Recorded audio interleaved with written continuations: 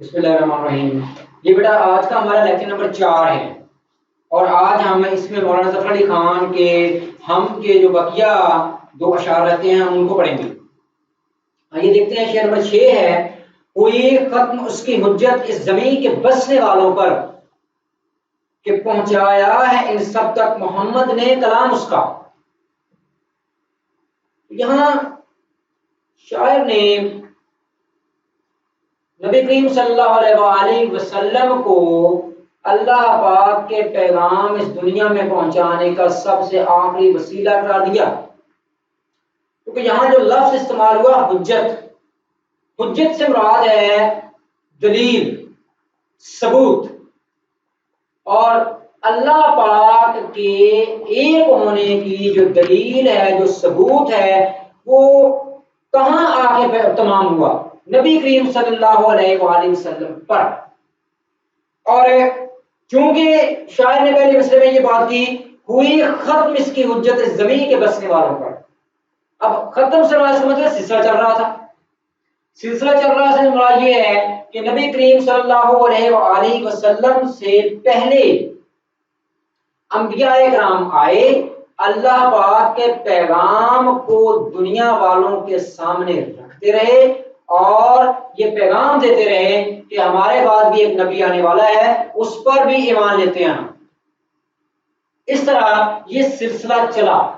کیونکہ اللہ پاک نے انسان کو دنیا میں اپنا نائب مقرر کیا ہے،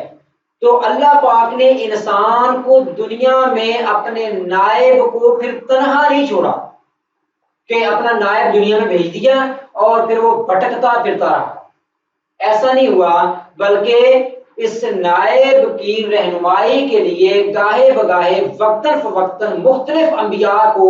اس زمانے اس دنیا میں بھیجتا رہا اور وہ آ کر ان کی تربیت کرتا۔ اس طرح اس تربیت کے بعد انسان اس قابل ہو گیا کہ سب سے آخر پر جو ایک جلیل القدر نبی اس دنیا میں تشریف لانے والے تھے، اس کی شخصیت، ان کی اہمیت،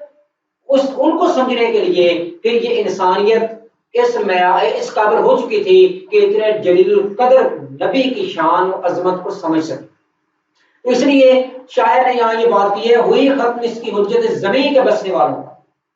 کہ یہ جو زمین کے بسنے والے تھے ان پر حجت ختم ہوئی، دلیل ختم ہوئی۔ کس طرح کہ پہنچایا ہے ان سب تک محمد نے کلام اس کا۔ تو اس طرح شاعر نے نبی کریم صلی اللہ علیہ وآلہ وسلم کو اللہ تعالیٰ کے پیغام پہنچانے کا آخری ذریعہ ثابت کیا ہے، اور یہ کہا ہے کہ اللہ پاک کا پیغام جو ہے وہ نبی کریم صلی اللہ علیہ وسلم کے ذریعے تمام دنیا تک آخری پیغام جو بن کر پہنچا ہے۔ اللہ پاک نے قرآن پاک میں ایک جگہ فرمایا ہے کہ اے لوگو کہہ دو کہ اللہ کے سوا کوئی معبود نہیں، تم کامیاب ہو جاؤ گے۔ یہ وہی پیغام جو نبی کریم صلی اللہ علیہ وسلم نے دنیا کے سامنے رکھا، اور یہ وہی پیغام تھا کہ اللہ تعالیٰ کا ایک ماننا، اور ایک ماننے میں ہی تمام لوگوں کی فلاح و کامیابی ہے۔ اور اسی طرح اللہ پاک نے قرآن پاک میں سورہ نحل کے اندر یہ فرمایا کہ ہم نے اٹھائے ہیں رسول ہر امت میں، کہ ہر امت کے اندر اللہ پاک یہ چیز واضح بیان کر رہے ہیں کہ ہم نے ہر امت کے اندر مختلف انبیاء کو مبعوث کیا، اور جو ان کے سامنے کلمہ حق بلند کرتے تھے۔ اور پھر شاعر نے اسی سلسلے کو نبی کریم صلی اللہ علیہ وسلم پر لا کر ختم کیا، اور یہ بات ثابت کی کہ اللہ تعالیٰ کا جو آخری حتمی پیغام تھا وہ نبی کریم صلی اللہ علیہ وسلم کے ذریعے ہی ہم تک پہنچا۔ اور اس چیز سے یہ بھی ایک چیز ثابت ہوتی ہے کہ چونکہ نبی کریم صلی اللہ علیہ وآلہ وسلم نے جب اللہ پاک کا پیغام پوری انسانیت کے سامنے رکھا، اور خطبہ حجت الوداع میں آپ نبی کریم صلی اللہ علیہ وسلم نے یہ فرمایا کہ آج کے دن میں نے یہ دین مکمل کر دیا، اور پھر آپ نے صحابہ کرام کے سامنے یہ استفسار بھی کیا کہ کیا میں نے اللہ کا دین آپ کے سامنے پورے کا پورا پہنچا دیا؟ اس طرح آپ نے یہ 3 مرتبہ دہرایا، اور تمام صحابہ کرام نے بیک زبان کہا کہ ہاں آپ نے اللہ کا پیغام ہم تک بہترین پہنچا دیا۔ تو اس کا مطلب ہے کہ یہ اللہ کا آخری پیغام نبی کریم صلی اللہ علیہ وسلم نے بہترین طریقے تک امت تک پہنچا دیا۔ اسی حوالے سے ایک اور شاعر نے بھی یہ بات کی، آپ کا قول و عمل تفسیر ہے قرآن کی، اتباع مصطفیٰ معراج ہے انسان کہ نبی کریم صلی اللہ علیہ وآلہ وسلم نے جو پیغام اللہ تعالیٰ کا دنیا میں ہم تک پہنچایا ہے، اب اس کی اتباع کرنا ہی انسان کی کامیابی اور اس میں اسی چیز میں انسان کا عروج ہے، اسی میں انسان کی فلاح۔ اور ایک اور جگہ ایک اور شاعر نے بھی کہا، کوئی تکمیل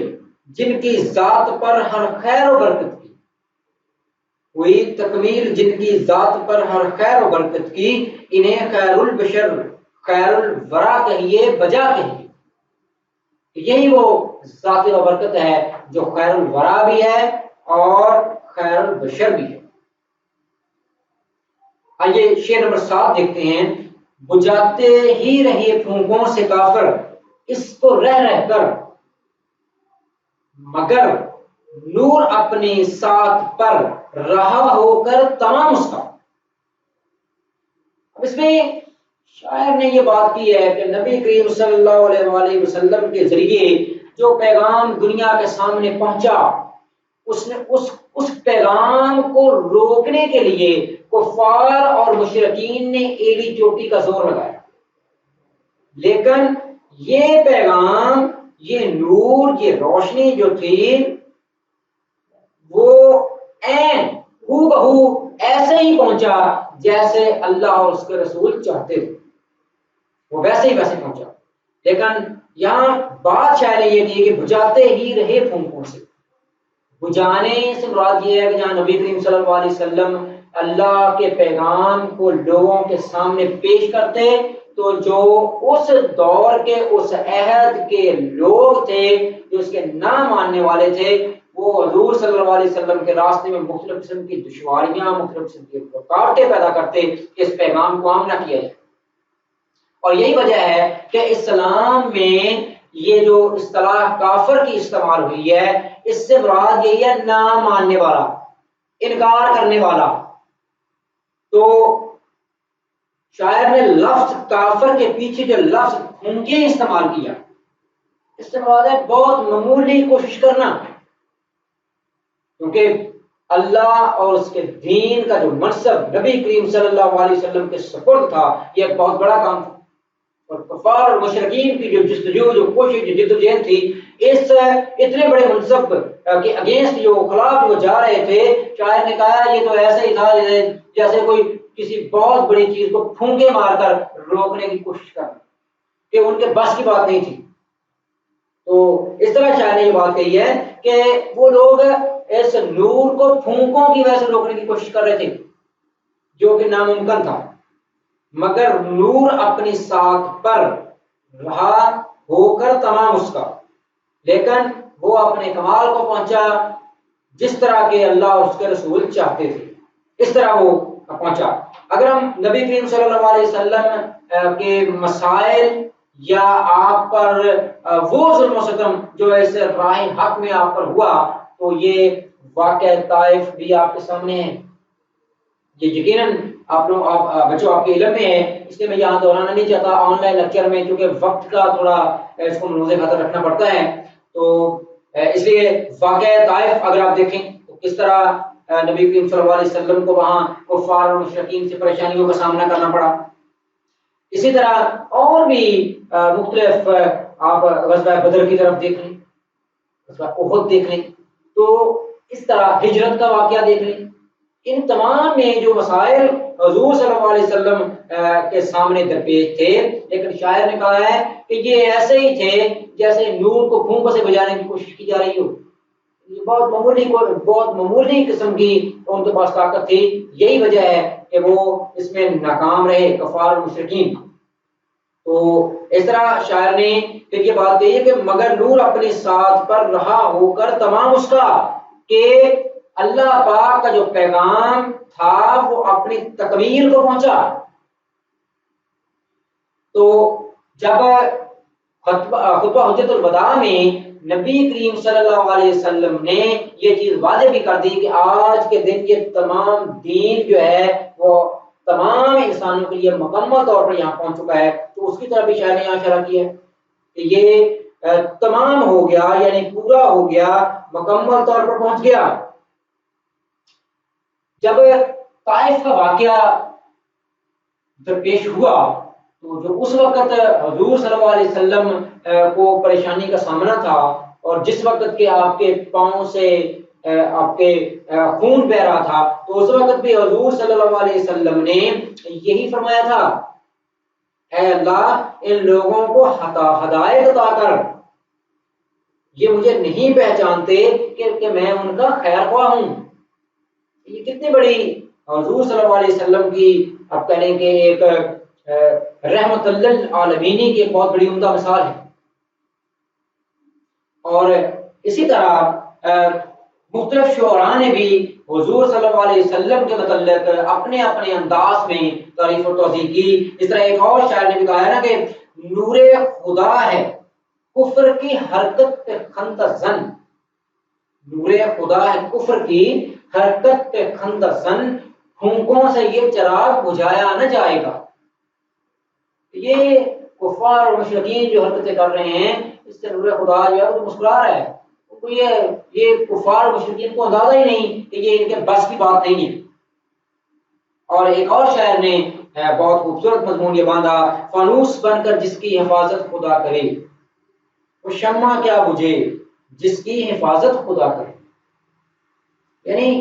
جس کا محافظ خود اللہ پاک کی ذات بابرکت ہوگی، اس کو بھلا کیا نقصان ہو سکتا ہے؟